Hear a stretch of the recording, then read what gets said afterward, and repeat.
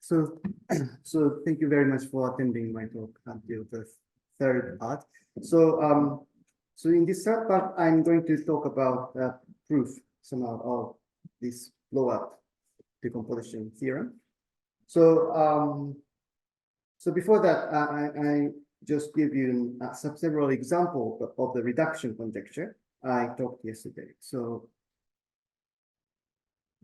what was reduction conjecture? So reduction conjecture was stated in terms of J function or quantum D modules were the following. So let X be a T variety. Smooth projective variety equipped with some algebraic T action, Torus action, and let Y be a smooth GIT quotient. And for any element, actually, it needs not to be a J function, but if you have any element of the equivariant given Teleman of X. Maybe I do not remind you the definition of given Teleman, but given Teleman was something. Given Teleman was something sitting inside equivariant cohomology of X. I join some Z inverse. And maybe some parameters as well. So there's some infinite dimensional submanifold of this space, which is considered as a geometric incarnation of quantum D module. So maybe you can. The J function itself corresponds to just identity element, the identity element in quantum D module. But maybe you can take any element actually here. So any element in the any point in the given Teleman, and then take a discrete Fourier transform. Then you get this is a formula for the discrete Fourier transform.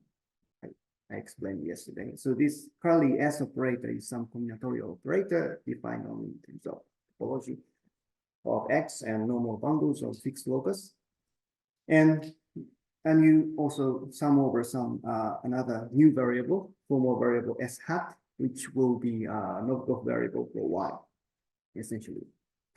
And the reduction conjecture is that somehow this should lie in the form for Y. So this should produce some map from equivariant quantum D module of X. So this amounts to say that I have some Fourier transform of equivariant quantum D module of X to the quantum D module of Y. So there's some Fourier transform between them. So yeah, so the statement in terms of J function, I function is just a solution versions of this D module level Fourier transform. And yesterday I explained that this holds for the projective spaces just by simple computation, and also for toric properties.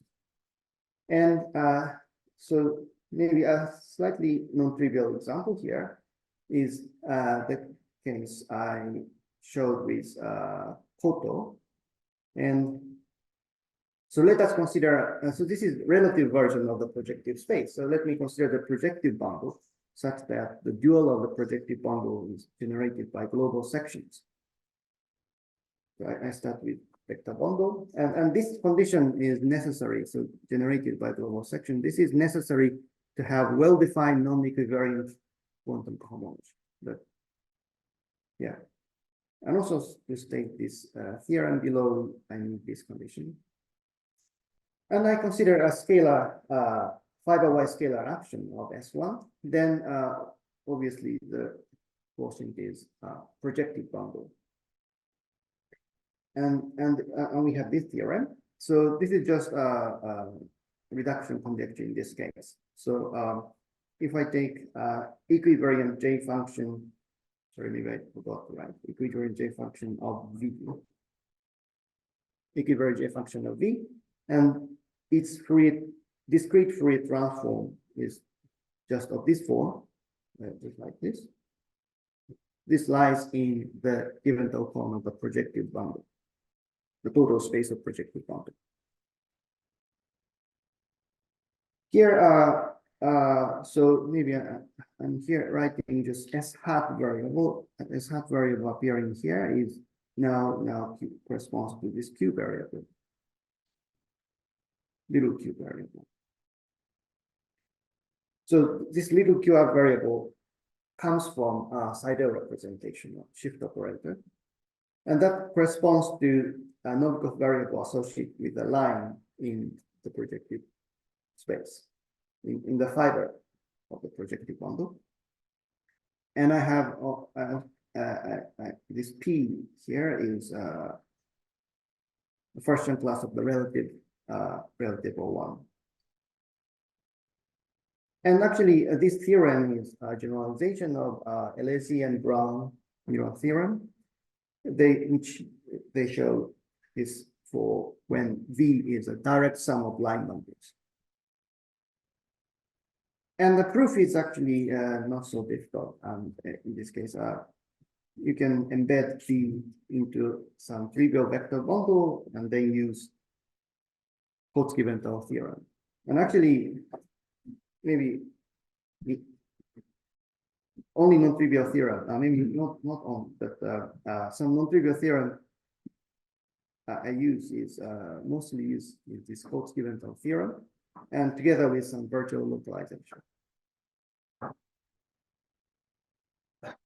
Okay, so this is one example of reduction conjecture, and recently Koto also generalized this to more general toric bundle, non-split toric bundle. So in that case, in those cases, we have this reduction conjecture. And another easy case, which is relevant to the blowup case, is the following. So following example. So if I have X, which is a sister action, smooth projective variety with sister action, and let Y be a sister invariant divisor. So which fixed by, maybe I should say, maybe sister, maybe I should probably say, get us sister fixed divisor, so pointwise fixed, and fixed divisor with whose normal weight plus minus 1. Then in this case, if you consider this GIT quotient, one of the quotient is just Y itself. If you just consider in the neighborhood of Y, the normal bundle is just if you consider sample bundle of the normal bundle, and then take quotient minus 1, then you just recover Y itself. And in this case, you can relatively easily show this reduction conjecture. This will be used later. Yeah, so this was an example of reduction conjecture in a slightly non-trivial case. So let us go to the decomposition, the main subject of my talk, the decomposition of quantum dimension. So the following is a very simple example of the decomposition of quantum cohomology or quantum dimension. So if I consider a small quantum cohomology of P r minus 1, this will be the following ring, C generated by P and Q with relation P to the R minus Q is equal to 0. And of course, if you don't have this Q, then it is an ordinary, small ordinary cohomology. And this is obviously simple for non-zero Q, which means that it is a direct sum of C as a ring. And if I look at the eigenvalues of P, eigenvalues of P are just roots of Q, R roots of Q, where the picture is a case where R is 5. And I have copies of C like this. Maybe you saw this picture many times. And so, for example, let me consider the case of projective bundle. And if I consider vertical small quantum cohomology, vertical means similar to the previous talk. We only count curves contracted by this projection. So you only count curves along projective space, along the fiber. So, contained in a fiber, then it is relatively easy to show this isomorphism, ring isomorphism. So you just replace. This is a polynomial algebra over the cohomology ring of B generated by P and Q, and with this relation. So this relation is just I deformed by this minus Q. This one is a standard relation in usual cohomology, and just this will be deformed to this relation under if you got this vertical small quantum cohomology. And you see again that you can solve this equation, R many solutions. So for Q non-zero. So this will be a direct sum of cohomology of B. And the question is then if you consider more quantum deformation, so that not only vertical non-block variable, but also non-block variable associated with B, or you also want to consider bulk deformation, then the question is if you have this decomposition after full quantum deformation. And actually that is indeed the case. So, so the following theorem is a theorem with joint work with Koto. We got some decomposition. Actually, this is a decomposition not just of rings, quantum rings, but also quantum D modules. So, so the statement is that I have some formal invertible map. This is a map between bulk parameters, bulk deformation parameters, between the cohomology of PV and direct sum of cohomology of B, and some isomorphism that preserves the connection and the pairing between quantum D modules. Okay, so a little bit detail is some. I have notebook variables Q, like big Q and small q, and big Q is a notebook variable for the base, and the little q is as before. This is notebook variable for the fiber. This corresponds to the line containing a fiber, and these maps sigma or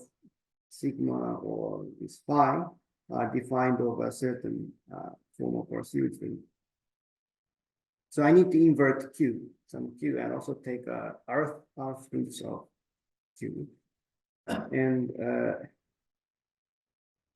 R prime is, maybe this is the only technical point, but R prime is either R or 2R. And that because I want also make this map phi to preserve the pairing. Then sometimes I need to take a square root again, more square root. So this is this 2R is maybe not so important. So the picture, the composition picture is the global Kaehler moduli space picture is like this. So like this picture. So I have two variables, a big Q and a small q, and somehow this decomposition happens near this red region. This red region. So near Q equal infinity. And originally quantum D module of EV lives near here. But you can analytically continue this quantum D module of projective bundle across this Q line, little Q line, because little Q has some degree, and you can think of this quantum D module as a polynomial with respect to little Q variable. So you can analytically continue across Q, and then you compare it with the direct sum of the quantum T module of P. And the asymptotics of, if you study this asymptotics of this map sigma j components, each component will be like this. So you have this asymptotics, leading asymptotics. So this explains, yeah, because Euler vector field contains H0 component, which so this sigma j along this line along this Q line. This is a line. This is the line here. So this line, along this line, this mirror maps, kind of mirror map, sigma j, will be asymptotic to function. This only takes values in H0 part of the homology of B, right? But of course, this part may contain higher degree from top. But because Euler vector field in the H0 direction is just the coordinate eigenvalues of the Euler vector field multiplication is just along H0, it is just this number, So eigenvalue of the Euler vector field will decompose like this. This is the R equal 5 case. Picture with R equal 5. And yeah, if you prove this isomorphism of quantum D module, then the isomorphism of quantum rings follows from this. Because this quantum connection in the direction of V is any cohomology group. So it will be like this, and this goes to the quantum product of V as Z goes to 0. So so you can deduce an isomorphism of F manifolds. So so this sigma, this mirror map, sigma defines an isomorphism of that quantum cohomology F manifold. That means that if you take a derivative of sigma, then that induces an isomorphism of quantum rings.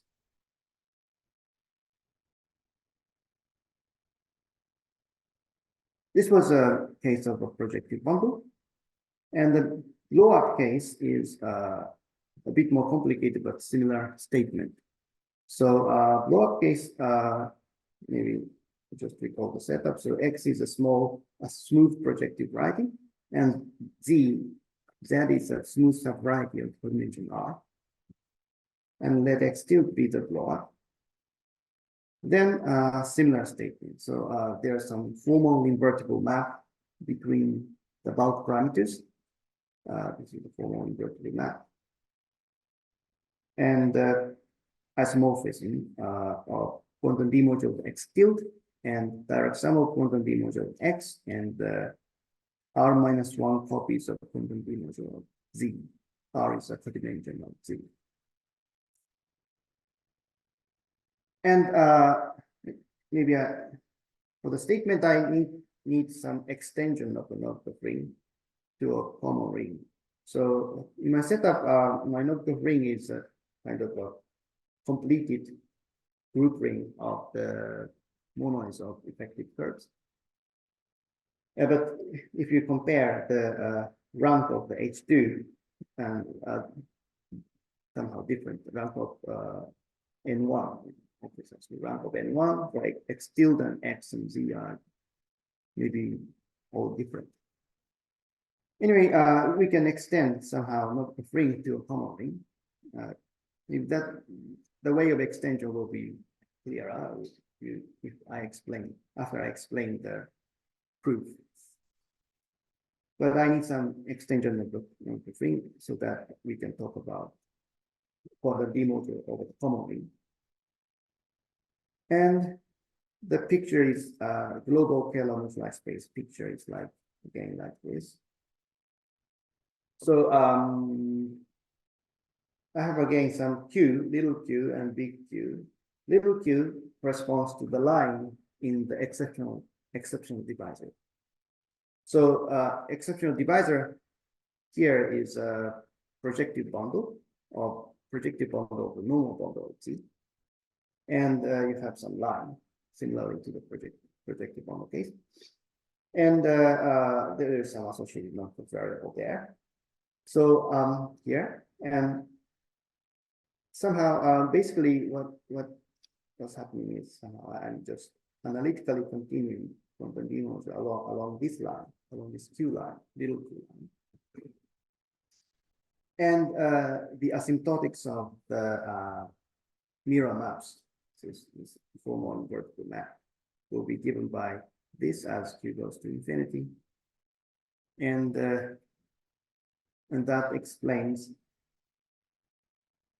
this asymptotic sort of eigenvalues in this direction, along this Q line. And this is something already we saw many times. So there's some spectrum for Euler vector field for the quantum cohomology of X itself in the middle, and there are several R-1 copies of spectrums of quantum cohomology of Z. Yeah, this is like R-1 roots of -1 when little q is possible. Okay, so far this is just an explanation of the statement.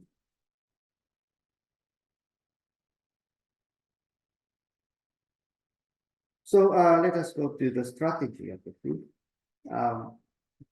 So actually, the strategy of the proof is similar for projective bundle and blowups. And I'm going to explain the blowup case. And both use this Kaehler theorem. So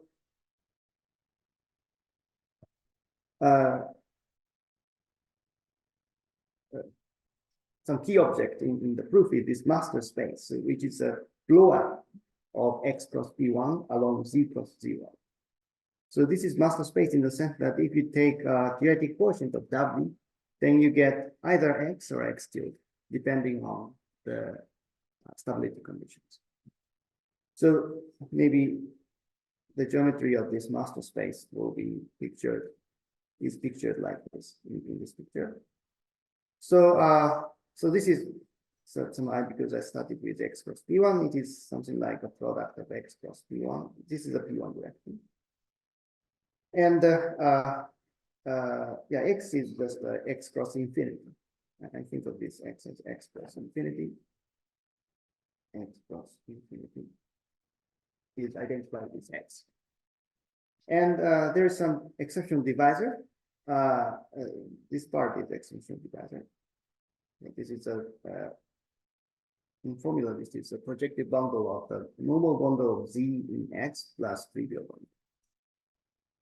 And X tilde this is a strict transform of X cross 0 in this blowup, and then that can be naturally identified with X tilde, blowup of X along Z.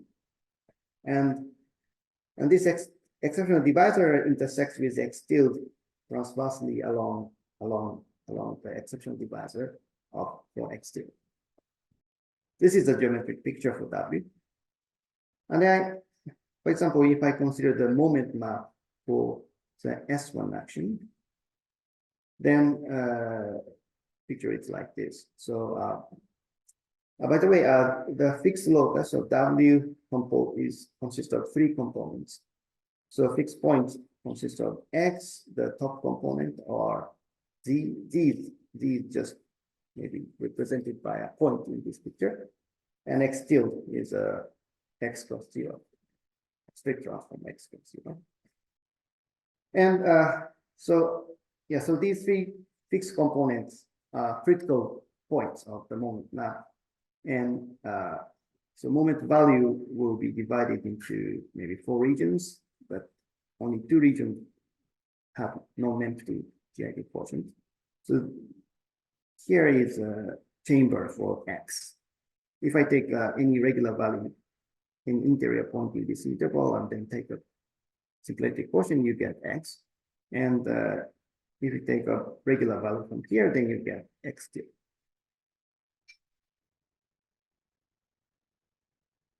Yeah, and maybe yesterday I explained some T equivariant cone, T ample cone, T equivariant ample cone. And the T equivariant ample cone, in this case, you can picture like this. This is a ample cone over ample cone of W, the fiber of ample cone of W, and the fiber is like the moment polytope of this map, of this T action.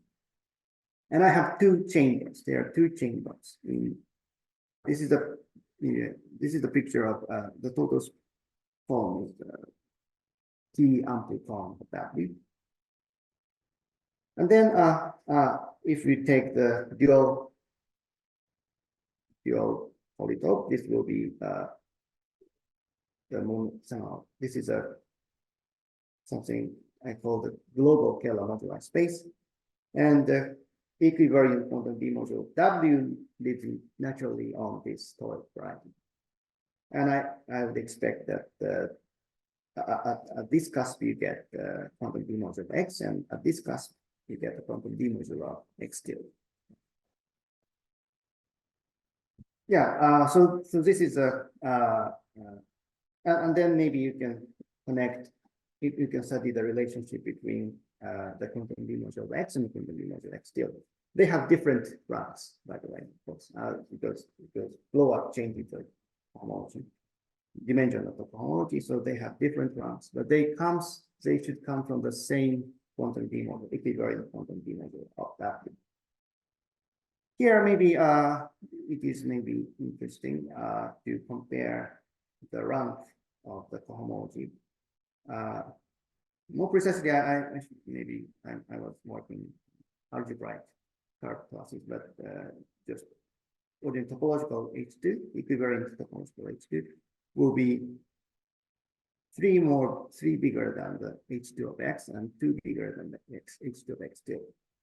So if I use this picture, then what you get is two redundant notebook variables. Two redundant notebook. So maybe you want to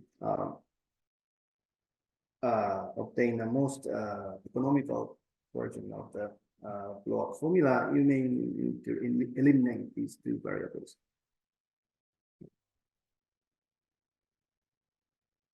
But maybe I'm not quite somehow, I do not quite understand this elimination process very well. There is a way to eliminate it, but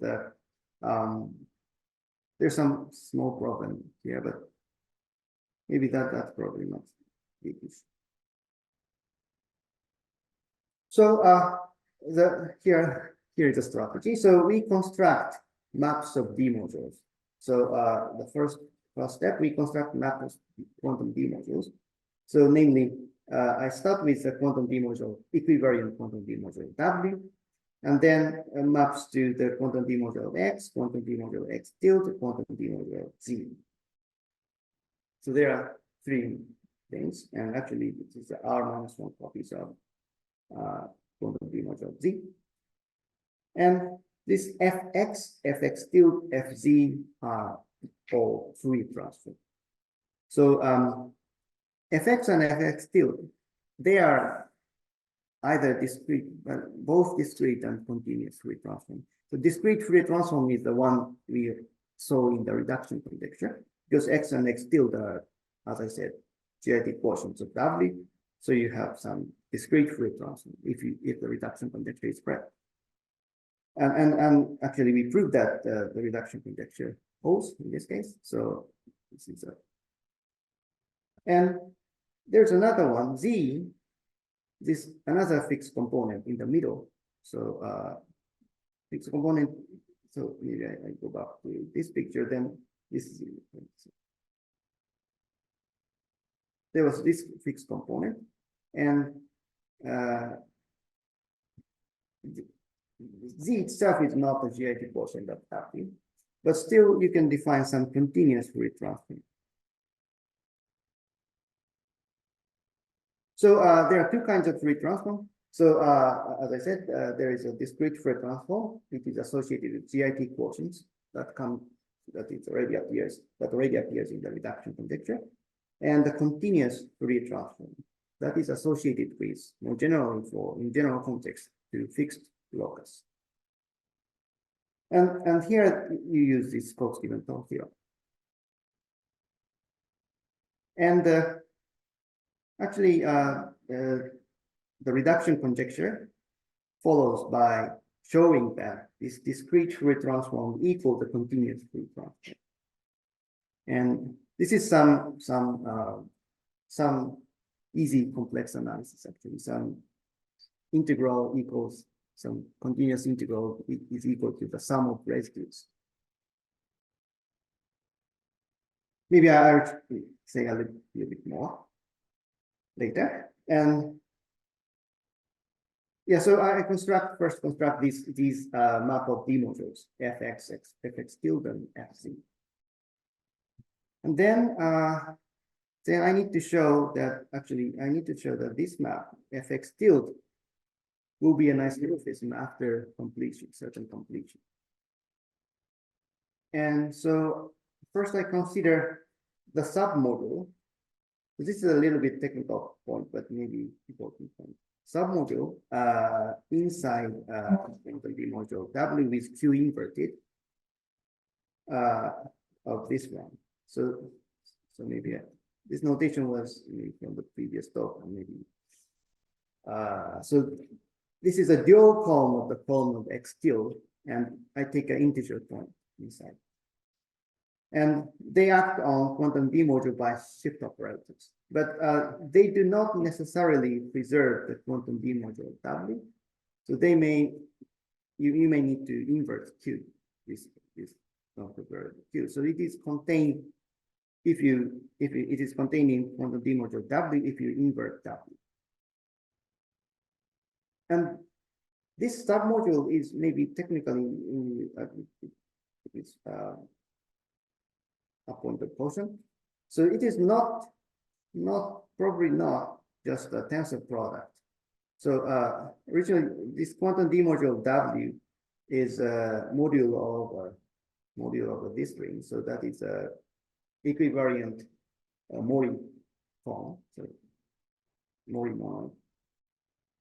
But it's not just a base change to a bigger ring. The dual of this, it's still calm.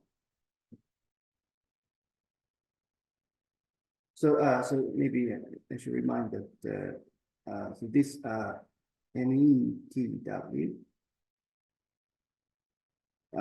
So this CX tilde column dual, C sub X tilde dual contains the equivariant molecule. So this is not just an extension. So this means that maybe go back to the previous picture. So what I'm doing here is somehow I take this quantum D module and then try to extend at this cusp, at X tilde cusp. But you may just pull back. So this quantum D module of W, this is originally just lived in the spec of MTW. Spec of this equivariant monoid group of equivariant monoid, but then you can pull it back to the toric variety. If you just pull back, then you just get this tensor product over this. But I'm not doing this. I'm just considering the submodule here. So that is a way of maybe some naive way to extend this equivariant quantum D module across this cusp, at this cusp. And then take its graded completion at X tilde cusp. So then I get something here. Then I show the isomorphism. We need to show the isomorphism. So first, this fx tilde extends to the completion. So I take a completion and graded completion at this X tilde cusp, and then that will be an isomorphism. And the fact that this will be an isomorphism follows by comparing the fiber at the cusp. And this is a little bit technical computation, but not so difficult. You only somehow study some classical limit of shift operators. And you also want to show that there is some map fx and fz that was Fourier transform, and that induces an isomorphism. First of all, it is non-trivial that it extends to the completion, because I'm working at the x tilde cusp. X tilde cusp, I'm just considering completion at this cusp, so maybe not obvious to show that the fx plus fz extends at this on this completion, but it does. They do. And so actually for this I need to check this along the Q line, because somehow quantum D modulo X, for example, is naturally lives near the opposite side of the cusp. But here maybe important thing is that this degree of Q is positive. So and I'm considering working with a graded completion. So actually, even after completion, this still lives along the Q line. So it is polynomial in the Q direction, little Q direction. And somehow some careful study along the Q line will also show that the decomposition preserves the pairing. Yeah, somehow this is essentially, the computation is essentially calculating the vertical quantum cohomology and only exceptional quantum cohomology. But yeah, somehow computation is somehow not so difficult, and you can just use the properties of the shift operators and study the classical limit and so on.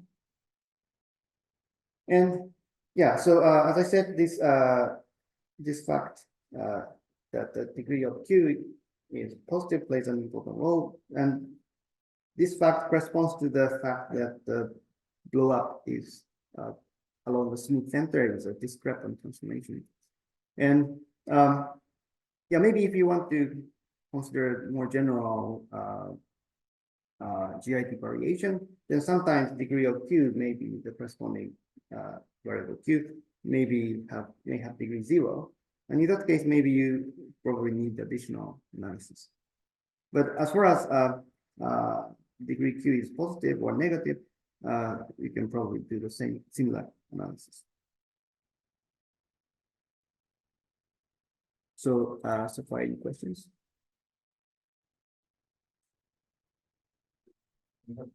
When you say QDM, is that like a pullback to some? Because some other isn't there very snaps and the other not variables. Yeah. So I already extended of the phrase. Yeah. So yeah, I already extended using the dual of the column.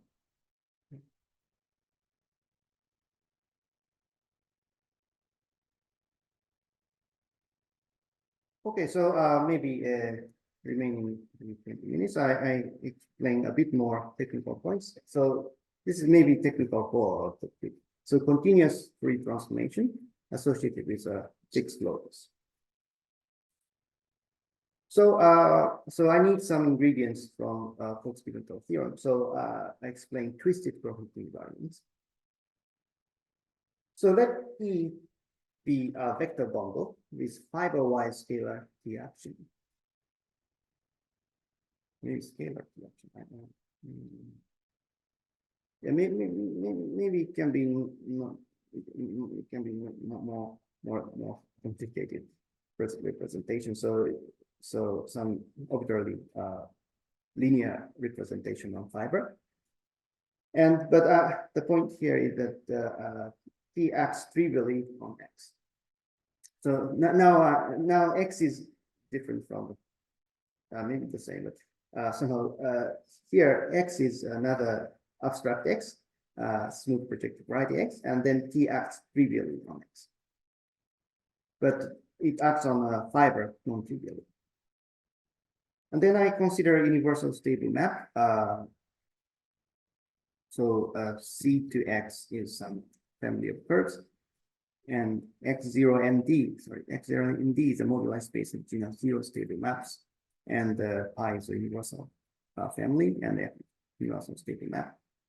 And then consider this element in the K cube of X0 and D. So this is some, and then I define ET inverse E twisted for equivariance. ET means equivariant Euler. E sub T means equivariant Euler class, and E sub T inverse will be inverse equivariant Euler class.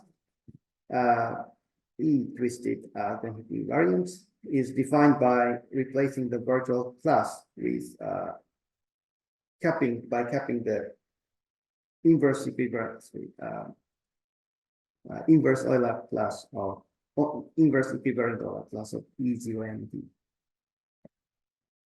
And in this setting, you can similarly define, because if you have this twisted quantum invariant, then you can similarly define twisted quantum product, twisted fundamental solution, twisted given to the quantum. And I just write the twisted given to the quantum by this notation L upper twist. And post-Giventhal theorem, maybe I rewrite here for my convenience, but says the following. So if you consider twisted Giventhal form, and this will be a symplectic transform of the original form by the following operator delta.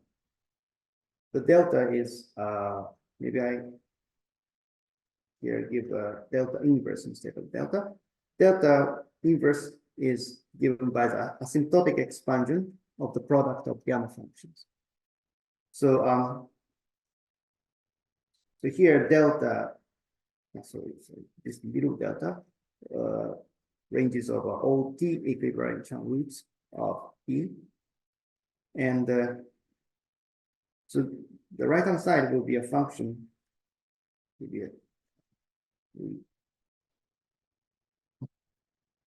The right hand side here is essentially a function of Z and lambda. Maybe because I take a product of a T equivariant chain roots, so they may contain some lambda, equivariant variable lambda. The right hand side, I write by denote by G sub E, something like gamma function. So I just write G sub E. This is an analytic function. This is perfectly nice. Not entire, so this meromorphic functions. Maybe we have some branch, but and also here. This is a nice analytic function. And this is a given post-Giventhal theorem. And there is some theorem by Giventhal appearing in Giventhal's work on Brown and Pan and Lee. So they show that they show the following. So let X be a smooth projective variety with T action. Here, T action can be non-trivial. And let us consider the T fixed component F. And for any point in the equivariant Lagrangian cone of X, if I take a restriction of F, small f, to this fixed component F, this lies in the twisted cone of F, twisted Giventhal cone of the fixed component. So twisted by the inverse Euler class and normal bundle of F. And in particular, for example, if I take a J function here as a F, then J function, the restriction of J function to the fixed component lies in the twisted cone of large F. Big. So Lagrangian cone, a Giventhal cone. And this can be shown by virtual localization.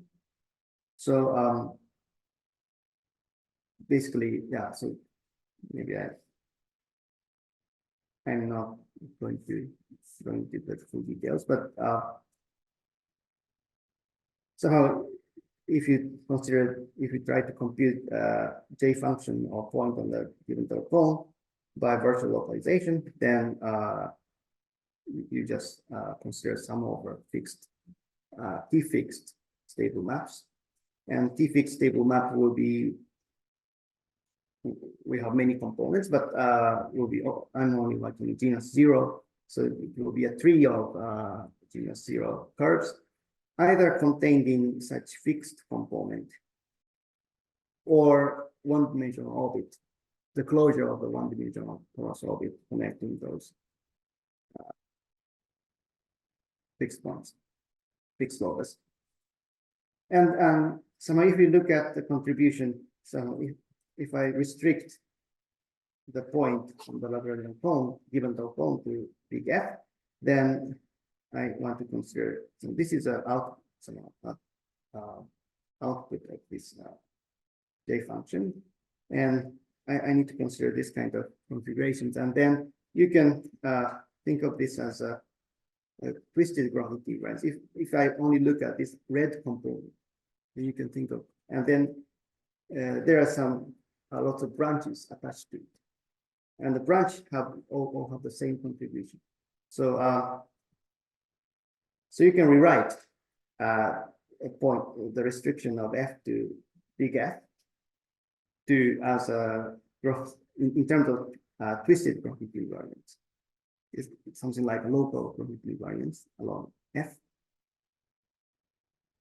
Yeah, so this is the idea of this technically important point. And so therefore, maybe combining this Giventhal, Brown, Fourier, and the Coates-Giventhal thing, what we can say. So so for example, I consider the restriction of equivariant J function to just fixed locus F, and then apply this gamma function G and F. By restricting to F, I get an element in the twisted cone by this argument there, and then multiplying by G and F. Multiply by G and F. Recall that the G and F is asymptotic to delta inverse, and which appears in the given Coates-Giventhal theorem. So therefore, this should lie in the LF. So given the form for the fixed loads. Actually, so maybe this is not quite precise statement. Actually, what we consider is the following kind of averaging over equivariant parameter. So this will be a Fourier transform. There's another reason why we should consider this Fourier transform. It turns out that because we want to have a solution, and then I need to take a Fourier transform. So maybe let us consider the simplest case where T is S1. Actually, maybe I only in my paper I only dealt with this case where T is S1.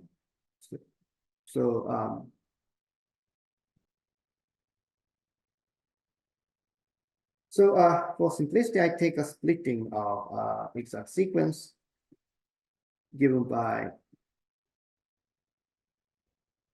splitting sigma f given by the fixed component. If you have a fixed component, there is a natural splitting of this sequence. And I can write some shift operator associated with this splitting, so corresponding to 1 in this group. So let us just write S, currently S, for this corresponding shift operator. Then this lemma is somehow very easy to see. So if I take any point in the Giventhal space, so maybe recall that this is a space where the equivariant Giventhal cone of F is contained. And if I take any element here, F, and then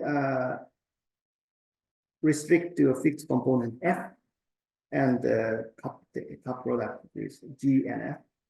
G and F is a gamma function factor, and this intertwines the shift operator with the trivial shift operator.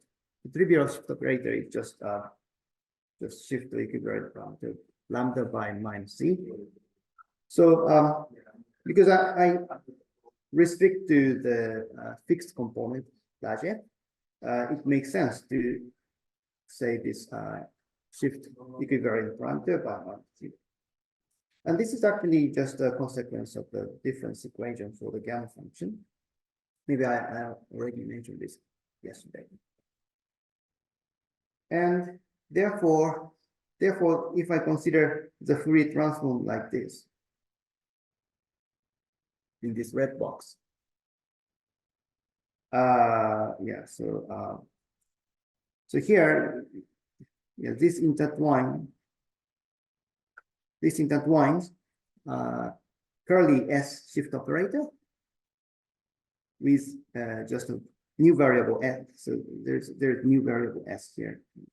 New variable S, and curly shift operator with S variable, and lambda with Z S DBS. This partial derivative. This is because because this the shift operator action on this factor will be just trivial shift operator, and then you use standard properties. If you assume standard properties of Fourier transform, then this will be shifting this function. This is a function of lambda, and you shift this function of lambda by minus c, lambda minus c. Then that corresponds to multiplying by s by changing variables. This is just changing variables of integration. And multiplying lambda on f corresponds to differentiation by z s d s. This is also obvious if the Fourier transformation is defined. But in this case, actually, I'm working with some rational functions in lambda and z here. And I multiply a rational function in lambda and z and multiply by some gamma function. And this integral, under some appropriate choice of integration path, this converges. Because the gamma function will, in a pure imaginary direction, this will decay exponentially. So this may be something like a path like c minus I infinity, c plus I infinity. This kind of integration is well defined.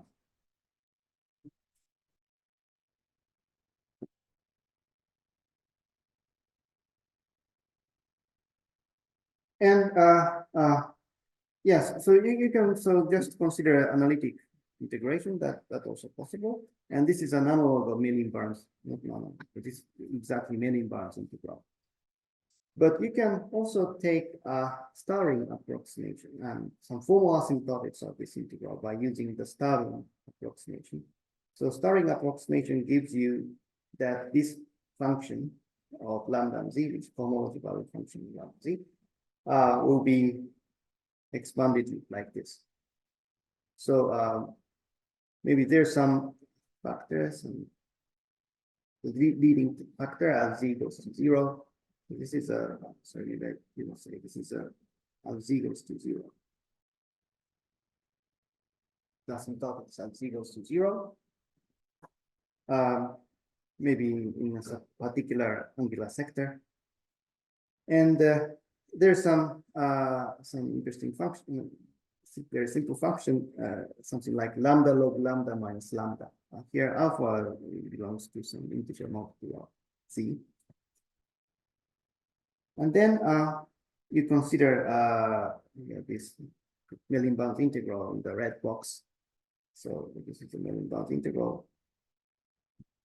And then you replace this g factor by the Starling approximation. And you see that this is a leading asymptotics in z.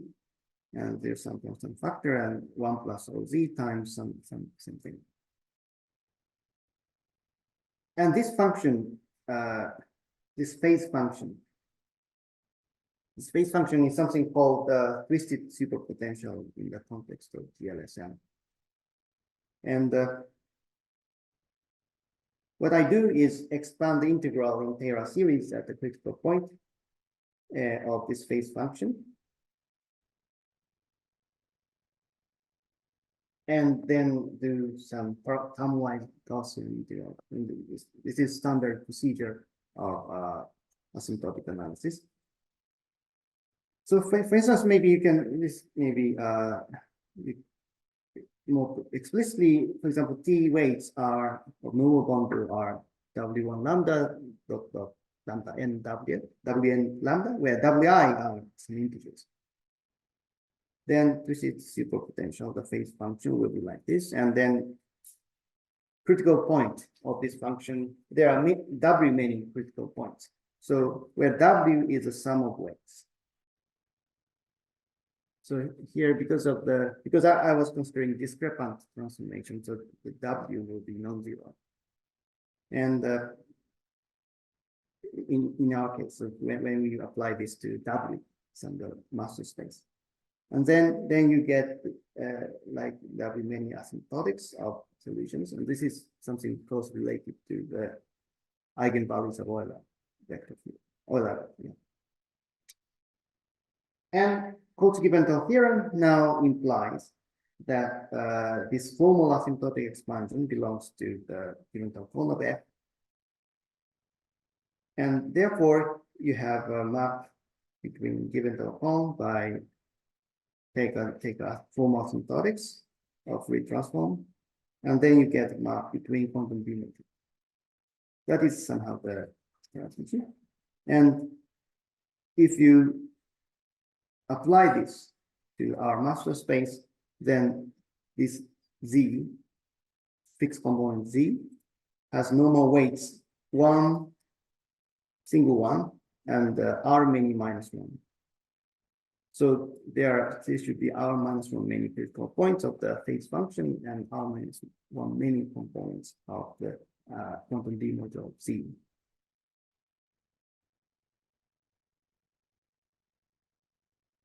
Okay, so maybe the final remark is that for the other fixed component, you can do not only for Z, but also for X or X tilde, the same computation. And for the other components, X and X tilde, you can show that this continuous Fourier transform is equal to the discrete Fourier transform just by residue computation. So this shows the reduction conjecture, and the proof that is finished here. So thank you very much.